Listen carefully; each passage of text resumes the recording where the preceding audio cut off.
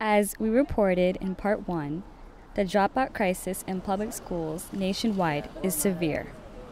In New York City, many schools are considered dropout factories because they do not graduate more than 60% of their students in 4 years.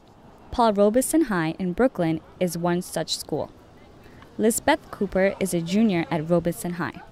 The Department of Education looked at the rates and says that Robeson's graduation rate is low, but what they don't look at is the fact that the 4-year graduation rate may be low, but a lot of students have come into Robeson from different countries, and it takes them a 5th year to graduate or a 6th year to graduate, and those kids do graduate, so it's not a low graduation rate. But a controversial policy spearheaded by Mayor Bloomberg in New York City has put many schools with low 4-year graduation rates on a list of schools to be closed. Earlier this year, Robeson High was placed on the closure list. Jeff St. Fort is a senior at Robeson High and was on a track to being a stereotypical dropout. When I first entered this school, I was kind of like a bad seed, I would say. I wasn't going to class, and certain days I just wouldn't show up to school at all. And like my grades were really down, and I was, probably one of the worst kids in here. But as I started coming more, like the teachers, they were reaching out to me, and they were like, you have the ability to like make something better of yourself, and the message finally got through, and now I guess I'm more focused. I'm getting better grades. My attendance is up there. Jeff St. Fort not only turned around his own performance, he came to see that his school was worth fighting to save. I am very extremely passionate about keeping it open because it's one of a kind. Like there's so many opportunities here for you. And after I leave here, I don't want to say I'm at my last years in college or I'm working or whatever, and somebody asks me, hey, what high school you went to? And I say Paul Robeson, and have a look on their face like, where's that? I don't want that to happen. I want to represent my school proudly wherever I go. It's an amazing place to be. So how does a school that one student sees as amazing come to be a dropout factory? Anna Lugalu, another junior at Robeson High, blames the cuts to education spending and tells us how the cuts caused her good friend to drop out.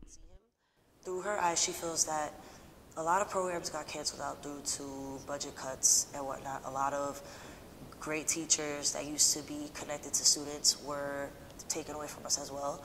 So when she needed help, the people she would go to, she wasn't as close to them, so she didn't have that trust. Robeson's science lab assistant and choir advisor, Letitia Brown, says it's a downward slide once the DOE decides to close a school, making it hard to turn around the graduation rates. When you do the things that the DOE has done to us and you send the good students transfer letters, because that's one of the things I found out that's happening. They send the good students or the students that are on track, they send them letters to transfer out. So you're left with kids that are not on track, which means they literally set you up for greater failure. But with Robeson, if they're in the building, we're going to graduate them. The students and teachers at Robeson High are not happy with the prospect of their school closing down. In fact, they're fighting to save it.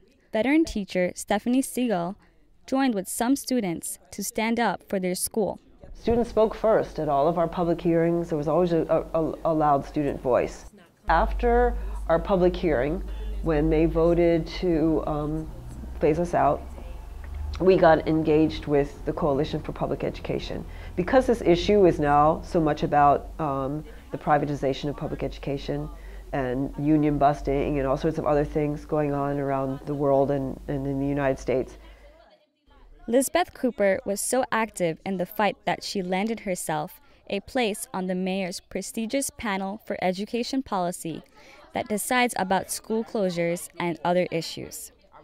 She has the ear of the chancellor and other powerful people. Me, I kind of got outraged, but not really angry. Basically, I spoke a lot, and when they'll pull a fact up to term, I'll basically come back at them with another fact, telling them, well, that if Robeson has bad rates, well, such and such happened. You took away such and such to make us have such and such. And basically, you just got to fight back with fire, fire, fire.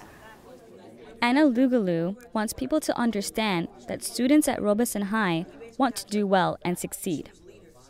Despite that, they've already made the decision that we would phase out. I'm very determined to help us out. I'm not about to give up. I'm not about to quit. No matter what anyone says, or they keep saying, oh, it makes no sense to keep fighting, it does. There's still hope left.